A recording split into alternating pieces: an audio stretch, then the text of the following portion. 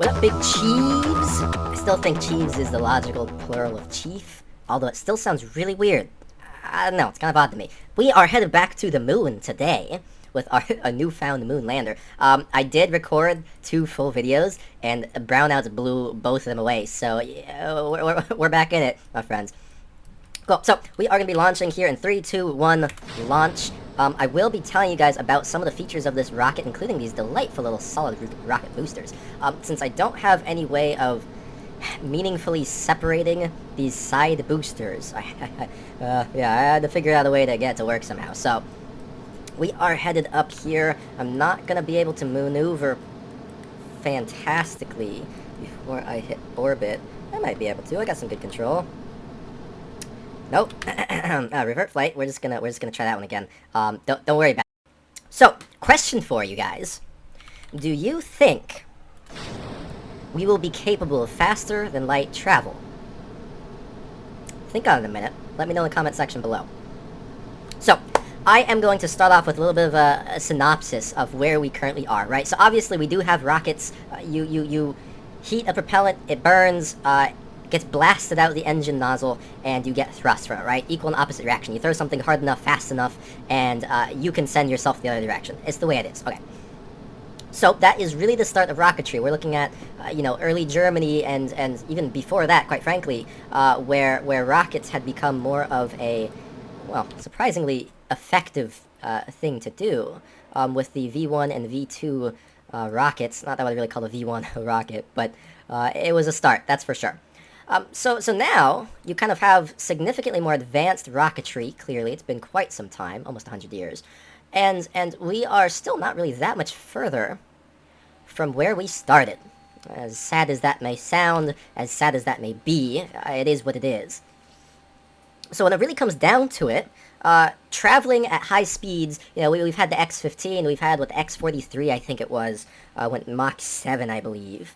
There's several options that we've made to be able to travel quickly, but nothing even remotely close to the speed of light. I mean, not even, it's a joke, literally, it's a terrible joke. So, again, begs the question, what is it that we know about traveling quickly, and what is it that we can do to go faster? Right, so let's kind of start with one of our best options so far.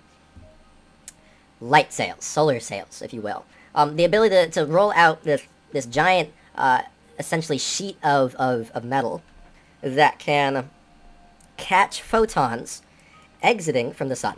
Okay, and as they exit, they impact this solar sail, and it adds just a little tiny bit of thrust to your spacecraft, okay? And over, days, weeks, months, years, you start getting faster and faster and faster, and it gets to the point that you could quite frankly be going, a third of the speed of light in a relatively short amount of time, relatively speaking. Okay, so you kind of go from there to, they went, okay, well, logically, if we can do that, why don't we artificially cause this to happen? So now you point some lasers at it, high-powered laser, small object, you give it plenty of thrust, and boom, you're going 1/3 the speed of light in, I don't know, a quarter of the time it would have taken with a regular light sail. Oh my gosh, this is terrible. It's not a good option, just for the record. So we are gonna hit the gas here, don't want to get too far behind on our maneuver here.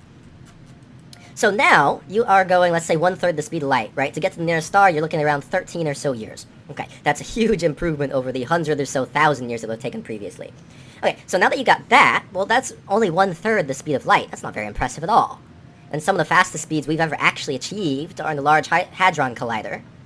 And we're still looking at pretty sad velocities. Looking at, I think, 2/3 the speed of light or something like that, impacting photons and different particles and things together to see what we can make and what we can observe with all of this. Okay, so you go from 1/3 to a very, very experimental circumstance of maybe hitting 2/3 the speed of light. Okay, still kind of sad, still mediocre at its finest. Okay, so now what? Now where do you go from there? Now where do you go? So you have to come up with other ways, and we've definitely observed the expansion of the universe. It's a thing that we have directly observed in attempting to observe what is around us. We have seen that galaxies that are a little bit further than 14 billion light years away, theoretically, are further away than anticipated. It's not abiding by the direct speed limit of the universe, which is theoretically the speed of light. Okay, so if naturally something can expand faster than the speed of light. Well, why can't we harness such a thing? Okay. Leave a like for Star Trek, my friends. Dilithium crystals up in the hizzle, my friends. Okay. So let's say, in the same way that Star Trek, you kind of hit a button and now you're going, 20 times the speed of light, for example. Okay. So you go from that. Now where do you go from there? Because right now we don't even comprehend the ability to do something like that. It's not even an option for us. And yet here we are hypothesizing about how we might do this. So the closest thing we've currently come to attempt or understand how this might actually happen. I still have plenty of RCS. I love that. Okay, that is essentially gone. It's fine. We're going to be dumping that booster here in a few seconds anyway. Beautiful. Should start using this mod apparently. Yep. Go. Oh, missed that burn a little bit. NGL guys wasn't paying attention. Boom. Is burning. Why is that not working? I do not like that. The crap is going on? Oh, that'll do it. Oh my gosh. Can we unstage? Is that an option? That's not an option. Okay, we'll be back.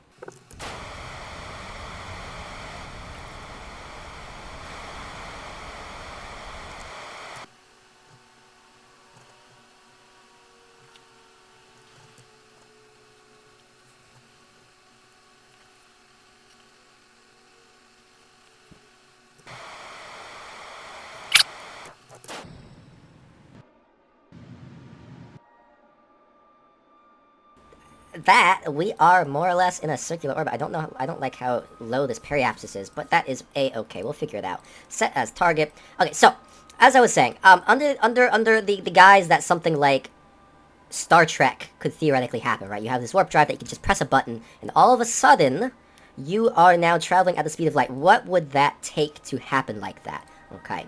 Now, there has been a lot of research to go into something like said type of drive. And the closest thing we've come up to, currently at least, would be something called the Alcubierre Drive. So completely removing the conventional aspect of flight, right? You no longer need a propellant in the traditional sense. You're not shooting a laser at a solar sail. You are not expending any form of fuel other than energy itself. What is it that could cause something like that to happen? Well, if space can expand, then logically space can also contract. I mean the fabric of space, not just the void itself. Maybe that's what's causing it. Who knows? So logically, if you can do that, well, why don't you just make space behind you expand, behind you, and you make space in front of you contract, and now all of a sudden, without you actually moving in the slightest, you have this amazing form of travel. Now, theoretically, the calculations for this dictate that there is no upper limit, because you're not actually physically moving, space is moving. You could go not only faster than the speed of light, from a outside perspective, but you could go, well, there's no theoretical upward limit, so you could be going 100 times faster than the speed of light, you could be going 1,000 times faster than the speed of light. There really is nothing to say that you could or could not, in essence. Okay, so under that assumption, how is it that you could do such a thing? Well, we're not entirely sure yet. Obviously, gravity itself would be, in a lot of ways, the contraction side, if you look at it that way. And if you could somehow make an artificial gravity well in front of you, let's say a black hole or something, and hold it there, maybe you could. Alternatively, you could expand space behind you, because we've already observed that somewhat happening in our universe. Now, we're not sure if that is in some way linked to what we'd call dark matter or dark energy. Again, both these things theoretically exist. We have theorized them and we've observed their effects, but we're not certain why it's happening. We can't tangibly touch the material. We can't directly observe the material. It's as if it's not there. Okay. So if it's physically impossible to observe these things other than their effects, a lot like gravity, well, how do you work around that? How do you work with such a system? Well, they've been trying to observe these in much more detail recently. Okay, so for example, I believe it's Skunkworks from NASA. The Skunkworks? I don't know. One of the ooh, God, this is off course, huh? Nice if I set it to the maneuver node. Oh my gosh, it's like I want to fail this mission. Jesus. Okay, let's get back on track here. There we go. Move it in nice and slow. Come on. Okay. Okay. Beautiful. Okay, we'll work with that. That's alright. We'll work with that. Okay, so we are going to time warp a little bit. We do not want to be here all day. It's quite a time. Imagine how we do this real time. Sounds miserable. My gosh. Okay, so let's do this. Add maneuver. We are going to decrease our velocity. Okay, perfect. Now we are going to do a stepped maneuver system. So we are going to maneuver multiple times until we get a nice circular drop on the whole system. Now, I don't want to be entering on the dark side of the moon. That sounds terrible. So we are going to, in this case... let's see. Okay, let's get rid of this node. I don't like that node. And then let's actually drop in, well, around here. Okay, I guess I can no longer modify it. That's wonderful. I like it. I like it. Okay, well, we'll come back to that. Perfect. So we do have plenty of SS. We do have plenty of Delta V, 1061. We should be able to more or less get to the moon's surface with that. Deploy our landing legs. We will end up having to stage and then continue on from there. That's A-okay. Okay, so if you expand and contract space, well, how do you go about doing that, right? So the contraction side, we're not entirely sure. Maybe gravity, maybe not. The expansion side, we're thinking dark matter or dark energy. Now, we are attempting to simulate that, because adding that to our model of the universe seems to fix a couple things. You know, why things are not in the places they should be, or why they don't appear to be in the places they should be. If you can add this extra force, all of a sudden, things start to line up a bit more accurately. Now, in the same way that E equals mc squared, right? Energy equals mass times the speed of light squared. That's the equation that Einstein thought up of. Well, in the same way that equation requires light to be squared for it to more or less function properly. Well, in the real universe, light speed is light speed. You're not squaring light speed. So, in my mind, clearly there are some missing either variables, I mean not variables, constants, or we're missing something, is my point. And if we can understand dark matter, maybe that will help us out in some of these equations. Maybe if we can directly observe a black hole, because the closest one we've observed so far is about 1,000 light years away. You know, let's say it takes us 10 years to go 1 light year, instead of 100,000 years to go 1 light year. You know, that's a significantly better improvement over what we had before. Let's be honest here. You know, so okay, let's do that. Ooh, it looks awful. I'm gonna revamp this node really quick. Periapsis, decrease velocity. Oh, that's looking pretty solid. And decrease velocity again. I'm going to land on the surface, nice and simple. You know what? I think we might actually be able to land on the surface without staging. That's kind of disappointing to me. It is and is not, I should say. Okay, cool. Okay, well, I moved my landing legs, so I guess we'll figure it out. So yeah, let's go to the next maneuver node here. So now, right, so now that you see the expansion and theoretical contraction of the universe, how much energy would this contraption take, this spaceship take, to be able to do? Okay. Well, they've been working on that. Again, the Alcubierre Drive, people have been working on this concept, because if we can successfully produce something like this, well, all of a sudden, we essentially unlock the stars, because if you press a button and you fly 100,000 light years away, or 1,000 light years away, and now we can take equipment and devices and construction materials to orbit a black hole, and we can now directly observe and study a black hole. Well, that'll give us a huge understanding of what gravity is. And likewise, essentially time, because if we can add time to this equation, because Murphy's law, for example, given enough time, anything can and will happen. Okay, so obviously time's a factor somewhere, logically. Gravity influences the flow of time to an extent. Speed influences the flow of time, definitely. The faster you go, the slower time appears for you. Well, actually, that's not true. That's actually the opposite. The faster you go... there we go. The faster you go, the quicker everything around you appears to go. So, let me phrase that a little bit. If you are in this Alcubierre Drive, and let's just say none of the actual Alcubierre Drive is functioning. Someone just blasted you into space at the speed of light, essentially. Let's use the light sail, for example.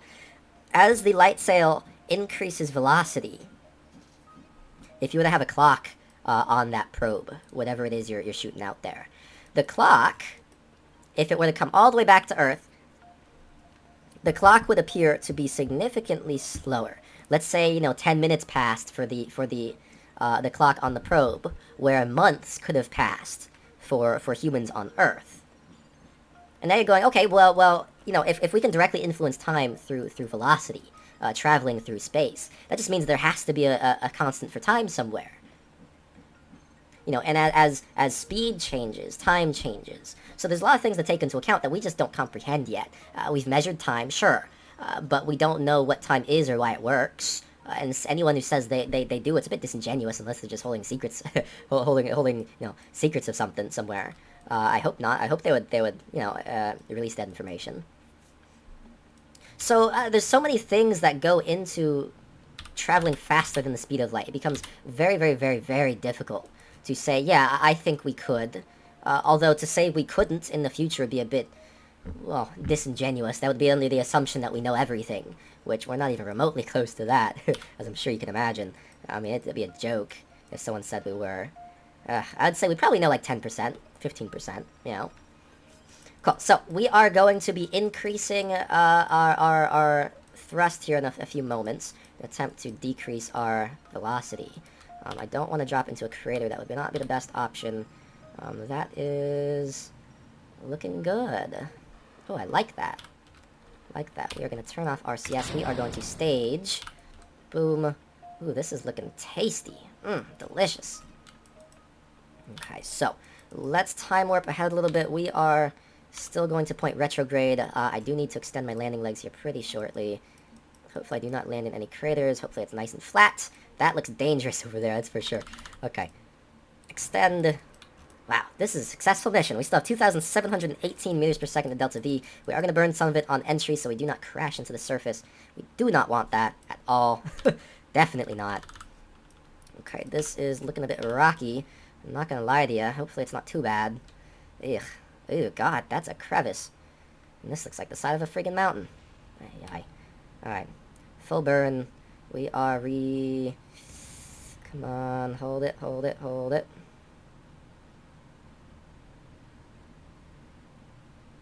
Oh, beautiful. Beautiful. This is looking a bit mountainous, huh? Okay, well, I can't really change that now. Hopefully this is stable enough to not have to worry about it too much. Now make sure pointing retrograde. There we go. Oh, gosh. Okay, let's... Uh-oh. Oh, I swear. Oh my gosh. That one's on me. Alright, guys, well... oh, gosh, I'm gonna land next time. Don't you worry about it. Don't you worry about it. Not at all, Chiefs. Still saying Chiefs, what a disaster. Oh, it's taking so long. Oh, no. We need to plan out our landing coordinates a bit better. I'm not gonna lie to you guys. I'm just eyeballing it this whole time. Okay, guys, well, if you enjoyed this video, moral of the story, we currently don't have a means for faster than light travel. Not really an option at the moment. We are going to EVA here because, well, why not? Yeah. Remove helmet. Uh-oh. I'm going to do that, actually. I'm going to walk around first. Hold on. Let's let go. Let's do some walking. Besides, that's what these boots are meant for anyway, so... There we go. Wow, look at him go. Mr. Cheeves over here. Well, if you enjoyed this video, guys, leave a like. Don't forget to subscribe and check out the previous video.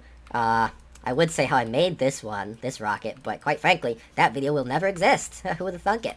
Because it got deleted. Because there was a brownout, and it's gone forever. So, that's cool. Anyways, guys, love you. See you in the next video. Adios.